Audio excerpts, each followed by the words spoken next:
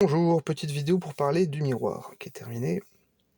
Alors le miroir en bronze, c'est comme ça que les gens le faisaient dans l'Antiquité. Alors l'Antiquité, quelle que soit la zone géographique qu'on envisage, hein, l'Empire romain, les Grecs, les Égyptiens, la Chine, on a des miroirs à main en bronze poli un peu partout.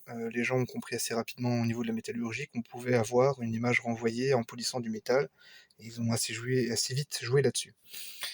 Alors, remarquez quand même qu'on est là sur un pouvoir réfléchissant qui est inférieur à celui d'un miroir moderne. Vous voyez, le reflet. Et puis, le bronze étant ce qu'il est, l'alliage, même s'il comporte beaucoup d'étain, là on est sur quelque chose qui a 35% d'étain, euh, ça reste légèrement jaunâtre, ce qu'on n'a pas avec les miroirs modernes, hein, qui sont faits avec une feuille, un dépôt d'argent ou d'aluminium. Alors, il y a certains miroirs, des vieux miroirs, ça peut être du mercure, mais bon, bref. Vous avez des. Voilà. Ça, c'est léger, bien entendu, c'est beaucoup plus léger, ça renvoie beaucoup mieux l'image. Le polissage, c'est simplement le polissage de la plaque de verre. On a un gain de temps, un gain de légèreté, etc. Par contre, ces miroirs-là se brisent. Pour casser ça, il faudrait se lever de bonne heure. Il faut vraiment le faire volontairement. Le polissage est très long, très fastidieux. Bon, d'autant que vous connaissez la chaîne. Si vous connaissez la chaîne, je fais tout à la main.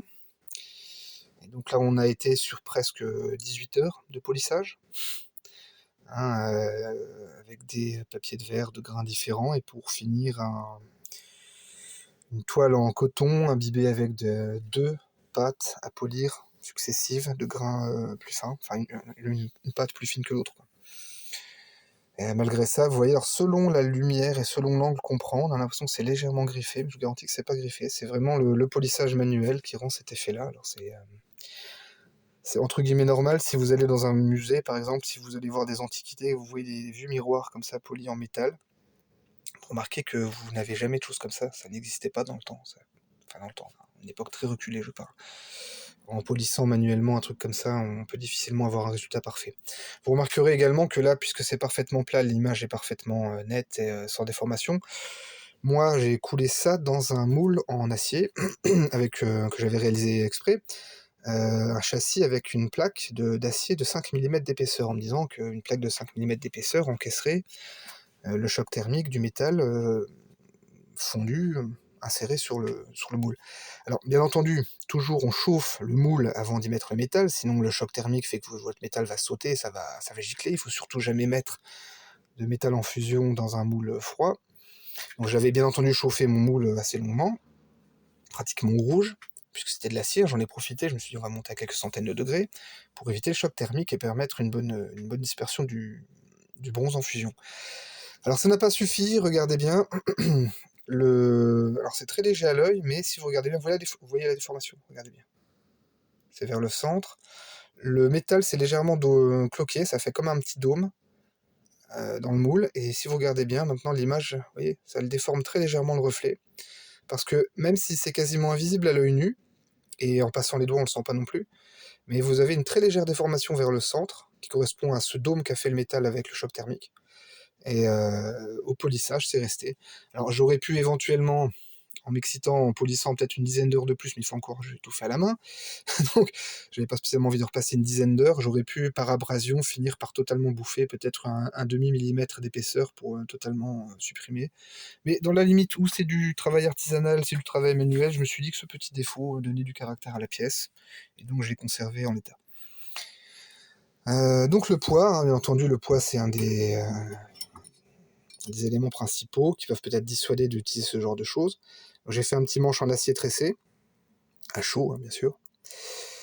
Ici, rien n'est percé, tout tient par la tension du métal sur le métal. Oups, vous avez failli voir mon horrible tête. Donc voilà, là tout tient par la grâce de la tension du métal. Ça ne gîte pas, hein, écoutez bien, il n'y a pas de bruit suspect, il n'y a pas de cliquetis. Le métal tendu, c'est une petite tige de à peu près 0,4 hein, que j'ai utilisé pour faire ça. Donc le métal tendu, forgé et tressé à chaud, voilà, c'est inamovible. Là aussi, il faudrait faire exprès pour le briser. Alors parfois, dans l'ancien temps, vous aviez des artisans qui moulaient directement la tête du miroir avec le manche. Vous avez par exemple comme ça des miroirs à main égyptiens où vous avez un corps de déesse comme ça avec des ailes sur les côtés qui accueillent le miroir et vous avez le corps comme ça avec les jambes. Ouais, bon, ça peut se faire aussi, c'est vrai que ça peut être intéressant, mais là il faudrait faire un miroir à la cire perdue. Moi, une fois encore, j'ai fait mon miroir c'était vraiment un prototype, c'était un essai, une tentative. Donc j'ai fait ça sur un moule ouvert. Alors l'avantage d'avoir pris un moule vert, attends, je le reprends. L'avantage d'avoir pris un moule vert, c'est que vous avez cette espèce de texture. Quand le métal se cristallise, hein, en refroidissant, le métal se cristallise, et ça donne cet effet un peu de vague, on dirait la surface d'une mer, ou peut-être de l'écorce, je sais pas. Donc je trouvais ça assez intéressant au niveau esthétique, donc je l'ai conservé, je trouvais ça joli.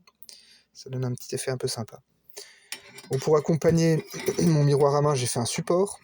Bon là, c'est de l'acier, hein, c'est de l'acier avec un petit fil de cuivre, et pour assurer une certaine stabilité. Bon, rester dans l'idée de la féminité, la croissance, les plantes, voilà. Le motif, un tronc un peu végétal avec une lune comme ça en croissant. Bon, ça correspond à l'esthétique que moi j'apprécie. Donc, et comme c'est moi qui fais mon travail par moi-même et que c'est moi qui fais le design, voilà. Je décide unilatéralement de faire ça. Voilà, voilà. Donc, est-ce que je réitérerai? Ben, pas forcément, à moins vraiment d'avoir quelqu'un qui m'en commande un volontairement en me donnant vraiment des éléments spécifiques en disant je veux ça, comme ça, comme ça, comme ça. Je pense pas refaire de miroir parce que ça a quand même été long. Le polissage notamment était assez tendu. À moins de tomber sur quelqu'un qui me demande que je fasse le polissage avec un moyen mécanique. Auquel cas, effectivement, je pense que je gagnerai du temps. Mais bon, les miroirs, c'est pas forcément fun à faire. C'est intéressant, ça donne un résultat qui est sympa. Mais à fabriquer, je me suis pas forcément amusé pendant tout le long du processus, parce que vraiment le polissage, c'était vraiment la grosse bête noire, quoi. Voilà ce que je pouvais en dire. Écoutez, si vous avez des questions, n'hésitez pas. Je vous souhaite une bonne journée. À bientôt.